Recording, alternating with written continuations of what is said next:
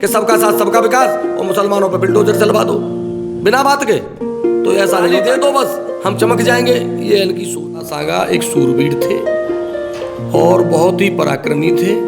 उनके बारे में ऐसा उन्होंने कहा है तो एक नादानी समझूंगा सांसद जी की, या फिर सतर्कता, इस तरीके की जागरूकता के वो एक सस्ती लोकप्रियता हासिल करना चाहते हैं। देकर किसी को अगर कोई चमकना चाहता है तो वो व्यक्ति उससे बड़ा छलिया, उससे बड़ा फरेबी, उससे बड़ा कोई मक्कार व्यक्ति नहीं हो सकता। नमस्कार दोस्तों, जिस तरह से राणा सांगा को लेकर रामजी लाल सुमन ने जो अभद्र भाषा का प्रयोग किया है, उसे लेकर अब हम आ चुके हैं अलीगढ़ के कांग्रेस के जिला कार्यालय पर। तो हमारे साथ कांग्रेस के जिलाध्यक्ष हैं, इनसे बात करेंगे इनका क्या कहना है। तो नमस्कार जी। नमस्कार, मैं ठाकुर सोमवीर सिंह, जिला कांग्रेस कमेटी का जिलाध्यक्ष अलीगढ़। अच्छा, ये जो कई दिनों से न्यूज़ चल रही है राणा सांगा को लेकर, रामजी लाल सुमन ने जो कहा है उसके बारे में आप क्या सोचते हैं? उसके बारे में क्या, आजकल सस्ती लोकप्रियता हासिल करने के लिए कोई भी किसी को गाली दे देता है। मैंने आपकी भी एक वाइट देखी है, ममता राजपूत जो छत्री हैं, क्षत्रिय महासभा की महिला अध्यक्ष हैं, उनकी भी अभद्र भाषा सुनी है मैंने। किसी एक देश के सांसद के लिए इस तरीके से नहीं बोलना चाहिए। दूसरा, माननीय सांसद महोदय को भी इस तरीके की भाषा नहीं बोलनी चाहिए।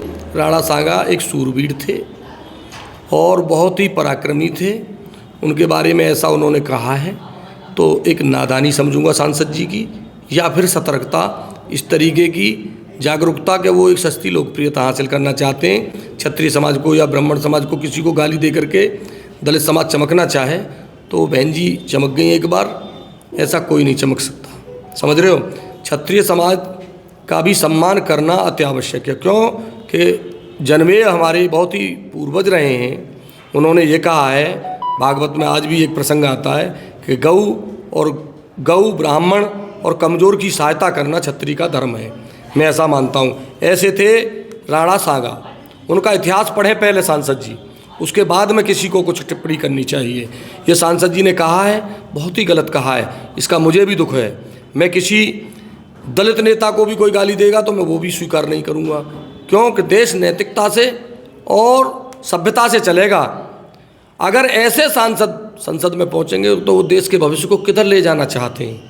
तो सर, रामजी लाल सुमन के वक्तव्य के बाद जिस तरह से अखिलेश यादव समर्थन में आए, तो इसको क्या, किस नज़र से देख रहे हैं आप? देखिए, इन चीज़ों पर राजनीति न करके उन सांसदों को तमीज़ सिखाने की ज़रूरत है कि कोई तो ज़बरदस्ती होली मनवाता है यूनिवर्सिटी में और कोई सांसद राणा सांगा पे उंगली उठाता है। ये प्रचलन बन गया है। ऐसे लोगों को जनता को भी नकारना चाहिए और राजनीतिक पार्टियों को भी नकारना चाहिए कि उनको कभी भी कोई टिकट नहीं देना चाहिए और ना ही उनको संसद में जाने का कोई अधिकार है। क्यों कि जाति धर्म मजहब से देश नहीं चलते। सबका साथ सबका विकास का नारा दे करके और पक्षपराव किया जाए, हिंदू मुस्लिम किया जाए, ये नारा कहाँ साबित हुआ? तो ये लोग केवल राजनीतिक पार्टियां, चाहे वो कोई भी हो, उसको टिकट नहीं देना चाहिए जो किसी एक व्यक्ति विशेष, जाति विशेष पे उंगली उठाए। ऐसे लोगों को देश की जो मंदिर है संसद, जहाँ उसमें देश का भविष्य और भाग्य लिखा जाता है, अच्छे कानून बनने चाहिए, उन पर जोर नहीं देंगे ये लोग। अच्छा विकास होना चाहिए देश के अंदर, कानून का कहीं दुरुपयोग हो रहा है देश के अंदर, उस पर जोर देने की जरूरत नहीं। भ्रष्टाचार पर कोई कानून लाना चाहिए, उस पर कोई बात करने की जरूरत नहीं है। इनको केवल ऐसी ओछी मानसिकता की राजनीति करने वालों को ओछी मानसिकता से किसी को गाली देकर, राणा सांगा को, राणा प्रताप को, किसी अन्य को गाली दे दो बस हम चमक जाएंगे, ये इनकी सोच है। ऐसे ही हमारी जो क्षत्रिय महासभा की बहन है ममता सिंह जी, मैं उनको भी सलाह देना चाहूँगा कि उन्होंने कहा है कि सांसद को अब ये सांसद पिटेगा, ये भाषा नहीं बोलनी चाहिए। क्यों कि इससे हमारे देश का संदेश विदेशों में भी अगर कहीं से खबर पहुंच गई है ऐसी, तो क्या संदेश जाएगा? क्या देना चाहते हैं हम देश को? हमें समाज को अच्छी सोच, अच्छी नीति, अच्छी विचारधारा के साथ अगर हम, वरना हमारी नन्ही मुन्नी जो पीढ़ी है ना छोटी, वो ये कहेगी कि क्या उल्लू के पट्ठों को हमने सांसद बनाया था। मैं इस भाषा में कहूँ, क्या कहूँ है, हमको उल्लू का पट्टा जिलाध्यक्ष बनाया था सोमवीर, जो किसी को गाली देता था, ये कहेगी जनता है।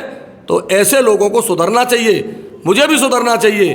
कि मैं किसी को आजकल कल को मेरा भविष्य नवनीत पीढ़ी मुझसे उल्लू का पट्टा कह के किस उल्लू के पट्टे को जिलाध्यक्ष बना दिया, तो मैं गाली कभी नहीं दूंगा भैया, और नैतिकता का पाठ पढ़ाऊंगा। माननीय सांसद महोदय, हमको जनता इस तरीके की भाषा बोले, आप अपनी जुबान पर अंकुश लगाइए और पूर्वजों का आदर करिए, चाहे वो बाबा साहब भीमराव अम्बेडकर हों, चाहे वो किसी भी समाज के हों। समाज ऊपर से नहीं आया, जाति ऊपर से नहीं आई, ये सामाजिक वर्ण व्यवस्था है। तो सर आपकी पार्टी का स्टैंड क्या है इस पर? हमारी पार्टी तो भैया सभी जाति धर्म मजहब सबके लिए होता है। आप ये कहना चाहो कि मैं क्षत्रिय हूँ, तो मैं अपना धर्म बखूबी जानता हूँ। मैंने आपको बता दिया, जो मेरे पूर्वज जनमेजय जी ने कहा है कि गौ ब्राह्मण और कमजोर की रक्षा करना ये क्षत्रिय का धर्म है। गर्दन कट जाए लेकिन हम पीछे नहीं हटेंगे। दूसरी बात, क्षत्रिय महासभा की बहन से भी ये कहना है कि कुछ कुरीतियों को भी हटवाओ।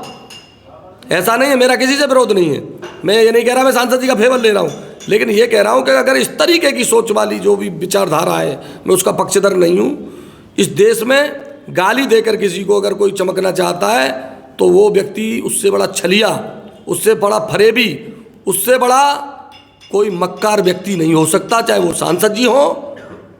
रामलीलाल जी वैसे अच्छे व्यक्ति हैं, उनके बारे में सुना है, लेकिन कैसे उनको ये आया याद मेरी समझ से परे है। और मैं कहता हूं कि ईश्वर उनको सद्बुद्धि दे, और सांसद जी बहुत जल्दी अपनी बुद्धि उसी बुद्धि पे आए जिस तरीके से उन्होंने आज तक सांसद जीते। तो सर इस वक्तव्य के बाद ऐसा लग रहा है जैसे सामान्य वर्ग को टारगेट किया जा रहा है। इसके बाद आपको क्या लगता है, अखिलेश यादव जी दोबारा सत्ता में आ पाएंगे उत्तर प्रदेश की में? देखिए, सामान्य वर्ग को नहीं कोई खा सकता, सामान्य वर्ग सक्षम है। दूसरी बात, गाली देने को तो कोई अपने पिताजी को गाली दे दो कि तुमने क्या किया था, तो ये गलत है। आदर हमको सबको करना चाहिए, हमें दलितों का भी, सवर्णों का भी, मुस्लिमों का भी, और सबका आदर करना चाहिए। ब्राह्मणों का भी आदर करना चाहिए। क्यों कि बड़े बूढ़े पहले कहते थे पाल आगे, तो ब्राह्मण जो है सर्वश्रेष्ठ माना गया है। वो किस लिए कि ब्राह्मण जो है बुद्धि का विकास करता है, बुद्धि का रास्ता बताता है। इसीलिए अब लोगों ने घमंड है, फिर ये अगर हम किसी एक दूसरे जाति जो यहाँ बड़े व्यवस्था में बनी है ना, उनका आदर नहीं करेंगे तो ये हमारा अहंकार और हमारा घमंड है। तो मैं यही कहना चाहूँगा कि सांसद जी और बहन ममता जी दोनों को कह रहा हूँ कि इस तरीके की भाषा नहीं बोलनी चाहिए। क्यों कि सांसद जी ने तो कह दिया और फिर हमने भी सुनी, हमने भी कह दिया, तो ये सब चीज़ें बिल्कुल गलत है ना। अगर किसी ने किसी को गाली दे दी तो मैं भी गाली दे दूँ, फिर उनमें मुझ में फ़र्क क्या रह गया? मेरा कहने का मतलब ये है, मैंने उदाहरण दिया है कि कोई हमसे कहे कि उल्लू का पट्टा किसको जिलाध्यक्ष बना दिया, और किसी सांसद को ये कहे कि उल्लू का पट्टा किसने सांसद बना दिया, तो ये हमें शर्म होनी चाहिए। और हम देश का कर्णधार कहे जाते हैं, तो हमको सही नीति, सही विचारधारा और सही अपने मार्ग पर चलना होगा, तभी देश को तरक्की पर ले जा सकते हैं। इस तरह की सोच से देश तरक्की नहीं कर सकता। सर एक सवाल हो रहा है, जैसे कि दलित वर्ग के किसी नेता के खिलाफ या उनके पूर्वजों के खिलाफ कोई अभद्र टिप्पणी की जाती है तो एकदम से एफआईआर दर्ज कर ली जाती है, लेकिन जब सामान्य वर्ग के किसी पूर्वज के खिलाफ ऐसी टिप्पणी की जाती है तो फिर एफआईआर दर्ज क्यों नहीं होनी चाहिए? देखिए, हरिजन एक्ट कानून जो बना था वो इसलिए बना कि वो देश की ये व्यवस्था थी कि कुछ लोगों को दबाया जाता था, गांव के अंदर शोषण होता था, बिना उसके उन पर अटूट मेहनत कराई जाती थी। कहीं ना कहीं कमियां तो थी समाज के अंदर, आज नहीं है। क्षत्रिय समाज सबसे ज़्यादा दलितों को प्यार देने लगा है, मैं आज आपको बता रहा हूँ। क्षत्रिय समाज और सब समाज, श्रवण समाज पूरा, क्षत्रिय समाज ही छोड़िए, श्रवण समाज भी आजकल दलितों का आदर करने लगा है, दलितों को प्यार देने लगा है। क्यों? वो समझ गया है, अब जागरूक हो गया समाज कि ये हमारे भाई हैं। लेकिन फिर भी दलितों को, दलित लगातार सवर्ण को टारगेट कर रहे हैं। ओछी मानसिकता का दलित हो या सवर्ण हो, जो इस तरीके से दुरुपयोग करे इस कानून का, तो वो देश का नहीं, वो राष्ट्र का द्रोही है। क्यों? कानून कोई भी हो उसका दुरुपयोग नहीं होना चाहिए। हरिजन एक्ट का कहीं दुरुपयोग होता है, हम उसके पक्षधर नहीं हैं। और किसी ने किसी दलित को मारा है सवर्ण ने, तो उसमें तो भाई हरिजन एक्ट लगेगी, वो तो देश की व्यवस्था है, देश का कानून है, तो इसमें कोई गलत नहीं है। लेकिन इस देश की जो व्यवस्था में दुरुपयोग करेगा हरिजन हो करके, उस हरिजन को मैं राष्ट्रद्रोही मानता हूँ। और सवर्ण कास्ट का व्यक्ति अगर किसी कानून का दुरुपयोग करता है तो मैं उसको भी राष्ट्रद्रोही मानता हूँ। तो सर ऐसे कई मामले आते हैं जिसमें कि एससी वर्ग के लोगों के द्वारा झूठी एफआईआर लिखी जाती हैं और फिर उसके बाद उनसे पैसा लिया जाता है सवर्ण वर्ग से, ऐसा होता है नहीं होता? उसमें ऐसा है कि उसमें दोषी हमारी मशीनरी भी है। आईओ का काम होता है मेन कि सही तरीके से उसकी जांच करे, अगर मुद्दा सही है तो ठीक है, नहीं उसको फिनिश करे, ख़त्म करे। समाज में से एफिडेविट लें, समाज की बात को सुने। अगर समाज कहता है ये झूठा मुकदमा है तो दफ़े 82 में उसका चालान होना चाहिए जो फर्जी हरिजन एक्ट लगा रहा है, समझ रहे हैं आप। और अगर उसका शोषण हो रहा है तो हरिजन एक्ट लगनी चाहिए और जेल जाना चाहिए। शोषण करोगे इस देश के अंदर, संविधान के दायरे में सबको रहना पड़ेगा। तो सर अब देश की जनता के लिए क्या मैसेज होगा आपका? देश की जनता के लिए मैसेज मेरी भाषा बता रही है कि कबरा खड़ा बाजार में मांगे सबकी खैर और ना काहू से दोस्ती और ना काहू से बैर। जब जिलाध्यक्ष बनाऊँ तो मैं केवल क्षत्रियों का नहीं हूँ, सभी समाज का हूँ, कांग्रेस पार्टी का हूँ। हमारी पार्टी की विचारधारा यही है कि सबको साथ लेके चलना है, खाली ये कहने से नहीं कि सबका साथ सबका विकास और मुसलमानों पर बिल्डोजर चलवा दो बिना बात के, तो ऐसा नहीं होता है। कांग्रेस एक राष्ट्रवादी कांग्रेस है, राष्ट्र का हित सर्वोपरि है। और राष्ट्र का हित सर्वोपरि कब होगा कि जो राजा न्याय की तराजू पर बैठा होगा और न्याय करेगा। तो मैं न्यायकारी अध्यक्ष हूँ। मैं सवर्ण कास्ट अगर कहीं उत्पीड़न करती है तो मैं उसे भी फटकारता हूँ, कहता हूँ गलत कर रहे हो तुम लोग, ये काम नहीं होना चाहिए। और कहीं दलित, मेरे गांव में आज तक हरिजन एक्ट के मुकदमे बहुत कम हैं और सातों जात मिलकर रहती है। ये मेरे गांव का इतिहास है। मेरे बारे में जाकर के मेरा गांव मूसेपुर पड़ता है, लोधा के पास, पूछ लीजिए। समझौते कराए हैं, झगड़े नहीं होने दिए और सातों जात में प्रेम है और सभी जाति हैं।